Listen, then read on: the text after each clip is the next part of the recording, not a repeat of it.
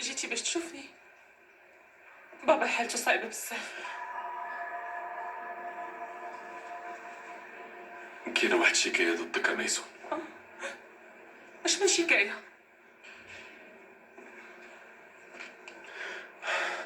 كاينه شكايه ضدك ميسون. انتحلتي شخصيه بهار أدهان وقدمتي وثائق وتحاليل للمحكمه اللي كانوا مزورين.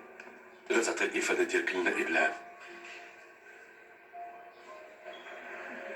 وشكون قدم الشكاية؟ واش دنيا ياك؟ هي ما قدرش تصبر. اش من نوع ديال الناس هاديك؟ بابا لداخل كيواجه الموت اسماعيل، الحالة ديالو صعيبة، يقدر ما يعاودش يتمشى. واش هذا هو الوقت المناسب باش تقدم فيه هي الشكاية؟ اسماعيل جاي عندي دابا باش تديني ياك؟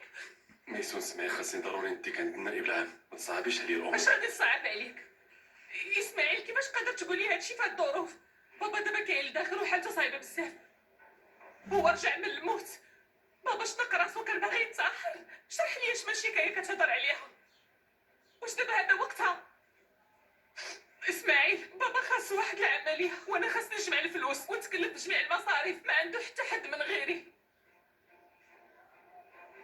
غير رجع بابا للوعي ديالو ويصحي ان شاء الله وسكر الحالة ديالو. ديك الساعة انت راك تقدر تعتقلني ولا تدخلني الحبس ولا دير اللي بغيتي، يكون اكيد ما غاديش نمنعك انا من هذا الشيء. هذا ماشي الوقت المناسب باش تديني.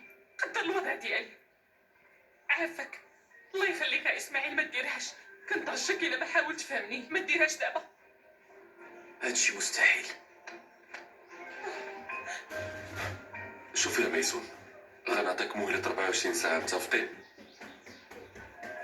في هاد المدة حاولي تقدي الأمور ديالك كاملة